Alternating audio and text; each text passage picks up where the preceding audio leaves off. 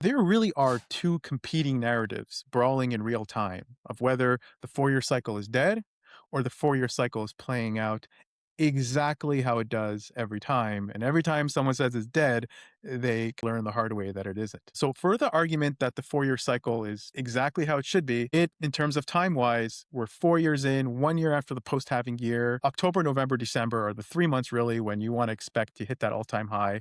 We hit it just spot on. Now we're in a bear market. And generally, in a bear market, you have a first dip, and then you have those stubborn people who still think we're in a 4 year cycle. And we get a little bit something called a relief rally where we close to that 50-week EMA, which we almost hit.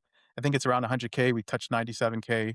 And now we're kind of seeing an ugly dump even just today, where that last round of people kind of give up. That's the argument of 4 year cycles playing out exactly how it should. The other end of the spectrum, where we hit none of the indicators of euphoria, we topped completely on apathy. And there's no retail here to sell. No one did crazy pumps. You didn't see explosive pushes up that can lead to Yep. insane drops down. You saw very slow stair step upwards.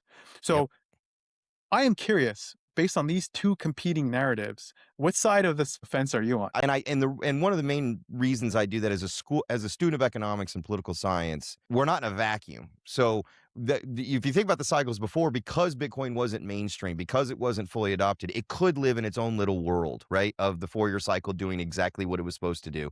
Now you've got these new players in. You've got nation states. You got entire businesses like Strategy that their entire business model is aggregate Bitcoin, which they just aggregated another like 1.3 billion or something like that worth of it.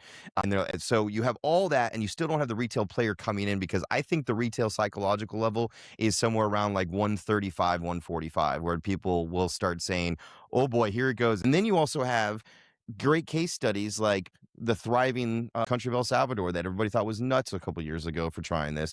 And then you see what happened in Iran. The real literally plummeted to zero Yeah. dollars, and Bitcoin went parabolic in that country and that's what people didn't go run to gold and silver, the US dollar. They ran to Bitcoin, just like they did in Turkey, just like they did in all these other case studies before.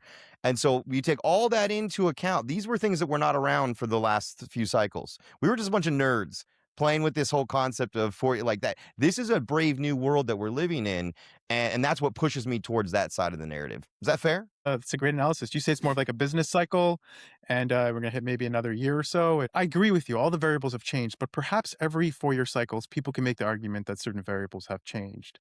Yeah, And sure. until you see a really clear deviation from historical timelines,